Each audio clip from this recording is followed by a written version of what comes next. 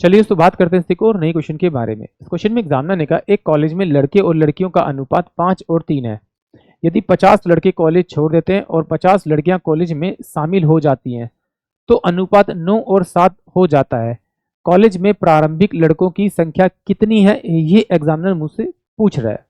यानी कि स्टार्टिंग में कितने बॉयज थे ये मुझसे पूछ रहा है। एक क्वेश्चन ऐसा और देखा गया था जिसके अंदर इनिशियल वर्ड नहीं था, तो उसके अंदर थोड़ा सा कंफ्यूजन था कि उसने लास्ट वाला पूछा है या स्टार्टिंग वाला पूछा है। तो अगर आप स्टार्टिंग वाला भी निकालते हैं तो भी आंसर ठीक है और लास्ट वाला निकालते हैं तो भी ठीक है, वो ऑप्शन पे डिपेंड करेगा। और अगर ऑप्शन में दोनों है तो इसका मतलब यहाँ पर इसने है का यूज किया, तो हम लोग क्या करेंगे, लास्ट वाला ही निकालेंगे, लास्ट वाला ही मेरा आंसर होगा। और अगर यहाँ पे प्रारंभिक वर्ड दे रखा है यानी कि आपको आइडेंटिफाई कर रखा है कि क्या निकालना है, फिर तो कोई दिक्कत ही नहीं है। तो चलिए इसे सॉल्व करते हैं। कैसे जरा देखिए, इसके दो तरीके, तो आप एक्स से सॉल्व कर लीजिए और एक हिसाब ऑप्शन की मदद से सॉल्व कीजिए। देखिए एग्जामिनर ने कहा यहाँ पर एक कॉलेज में लड़के और लड़कियों का अनुपात 5 और 3 है।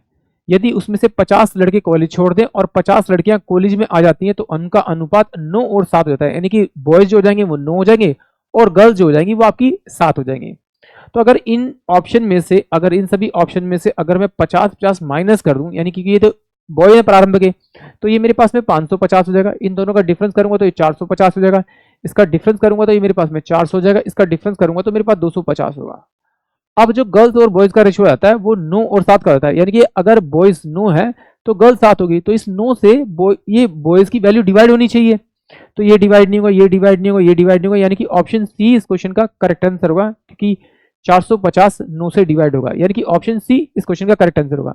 या तो आप इस तरह से कर लीजिए, नहीं तो फिर अपना बेसिक फंडा तो है ही कि भाई इसने कहा कि 5x तो मेरे पास में बॉय है और 3x मेरे पास में गर्ल है। इसमें से क्या कह रहा है कि भाई 50 तो बॉय चले गए और 50 गर्ल ना ज्वाइन कर लिया, तो वो जो उनका रेशियो हो गया बॉयज और गर्ल का वो 9 रेशियो में 7 हो गया। तो क्रॉस मल्टीप्लाई करेंगे तो 7 पंजे 35x हो जाएगा।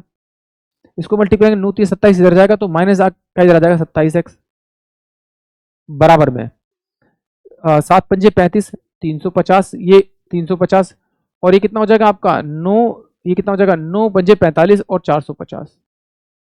क्योंकि जब इसे मल्टीप्लाई करेंगे तो माइनस में इधर जाएगा, इधर प्लस में जाएगा, तो एक तरफ ले जाएंगे तो ये सारा प्लस में हो जाएगा।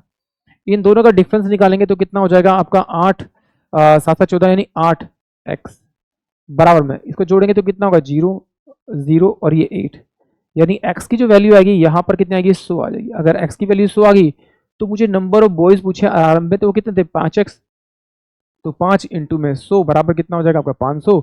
यानी कि ऑप्शन सी जो होगा वो इस क्वेश्चन के लिए करेक्ट होगा। आई होप आप सभी को क्वेश्चन समझ में आया होगा।